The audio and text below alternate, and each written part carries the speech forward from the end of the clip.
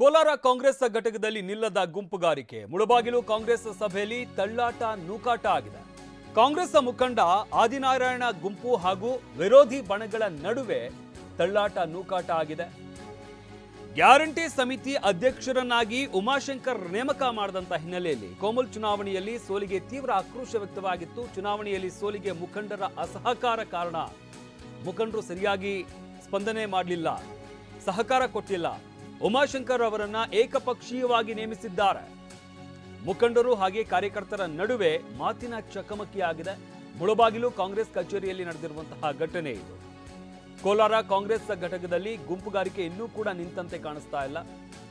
ಮುಳಬಾಗಿಲು ಕಾಂಗ್ರೆಸ್ ಸಭೆಯಲ್ಲಿ ತಳ್ಳಾಟ ನೂಕಾಟ ಅಂದ್ರೆ ಹೊಡೆದಾಡಿಕೊಳ್ಳುವ ಮಟ್ಟಿಗೆ ಕಾರ್ಯಕರ್ತರು ಹೋಗಿರುವಂಥದ್ದು. ಕಾಂಗ್ರೆಸ್ ಮುಖಂಡ ಆದಿನಾರಾಯಣ ಗುಂಪು ಹಾಗೂ ವಿರೋಧಿ ಬಣಗಳ ನಡುವೆ ತಳ್ಳಾಟ ನೂಕಾಟ ಆಗಿದೆ.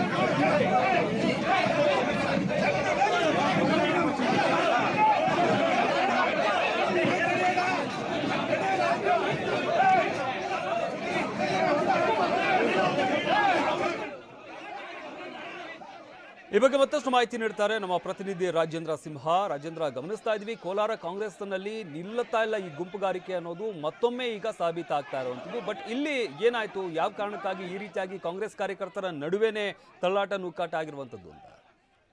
ಶಮಂತ್, ಕೋಲಾರ ಕಾಂಗ್ರೆಸ್ನಲ್ಲಿ ಗುಂಪುಗಾರಿಕೆಗೂ ಕೋಲಾರ ಜಿಲ್ಲಾ ಕಾಂಗ್ರೆಸ್ಗೂ ಒಂದು ರೀತಿಯ ಎಡುಬಿಡದ ನಂಟು ಅನ್ನೋ ರೀತಿಯಲ್ಲಿ ಆಗಿರುವಂತದ್ದು. ಅಂದ್ರೆ ಇವತ್ತು ಕೂಡ ಮುಳಬಾಗಿಲು ಕಾಂಗ್ರೆಸ್ನಲ್ಲಿ ಇವತ್ತು ಒಂದು ಸಭೆಯನ್ನ ಕರೆದಿರ್ತಾರೆ ಕಾಂಗ್ರೆಸ್ ಕಚೇರಿನಲ್ಲಿ. ಅಂದ್ರೆ ಕಳೆದ 2 ತಿಂಗಳಿಂದ ಏನು DCC ಬ್ಯಾಂಕ್ ಹಾಗೂ ಕೋಮುಲ್ ಚುನಾವಣೆ ನಡೀತು. ಇಂಥ ಸಂದರ್ಭದಲ್ಲಿ ಹೊಂದಾಣಿಕೆ ಅಂದ್ರೆ ಪ್ರಮುಖ ನಾಯಕರುಗಳು ಯಾರು ಕೂಡ ಪ್ರಚಾರಕ್ಕೆ ಅದಕ್ಕೆ ಬರಲಿಲ್ಲ, ಮತ್ತೆ ಯಾರು ಕೂಡ ಪ್ರಮುಖವಾಗಿ ಕಾಳಜಿಯನ್ನ ತಗೊಂಡಿಲ್ಲ. ಹಾಗಾಗಿ ಕಾಂಗ್ರೆಸ್ ಮುಳಬಾಗಿಲಿನಲ್ಲಿ ಸೋಲನ್ನು ಅನುಭವಿಸಬೇಕಾಗಿ ಬಂತು. ಜೊತೆಗೆ ಅಲ್ಲಿ ಒಂದು ಗ್ಯಾರಂಟಿ ಸಮಿತಿ ಅಧ್ಯಕ್ಷರನ್ನಾಗಿ ಒಬ್ಬರನ್ನ ಆಯ್ಕೆ ಮಾಡಿದ್ರು. ಅದನ್ನ ಏಕಪಕ್ಷೀಯವಾಗಿ ನಿರ್ಧಾರವನ್ನ ತೆಗೆದುಕೊಂಡಿದ್ದಾರೆ ಅಂತ ಹೇಳಿ ಅಲ್ಲಿದ್ದಂತ ಆದಿನಾರಾಯಣ ವಿರುದ್ಧವಾಗಿ, ಅಂದ್ರೆ ಕಳೆದ ವಿಧಾನಸಭಾ ಚುನಾವಣೆಯಲ್ಲಿ ಸ್ಪರ್ಧೆ ಮಾಡಿ ಸೋತಿದ್ದಂತ ಆದಿನಾರಾಯಣ ಸದ್ಯ ಮುಳಬಾಗಿಲು ತಾಲೂಕು ಕಾಂಗ್ರೆಸ್ ಅನ್ನ ಮುನ್ನಡೆಸ್ತಾ ಇದ್ದಾರೆ. ಇವ್ರ ವಿರುದ್ಧ ಅಲ್ಲಿದ್ದಂತ ಕೆಲವು ವಿರೋಧಿ ಬಣದ ಕಾರ್ಯಕರ್ತರು ಇವ್ರ ವಿರುದ್ಧ ತಿರುಗಿ ಬೀಳ್ತಾರೆ. ಇಂಥ ಸಂದರ್ಭದಲ್ಲಿ ಇದ್ದಂತ ಕಾರ್ಯಕರ್ತರ ನಡುವೆ ಮಾತಿನ ಚಕಮಕಿ ಆಗತ್ತೆ, ತಳ್ಳಾಟ ನೂಕಾಟ ಆಗತ್ತೆ. ಈ ಸಂದರ್ಭದಲ್ಲಿ ಅಲ್ಲಿದ್ದಂತ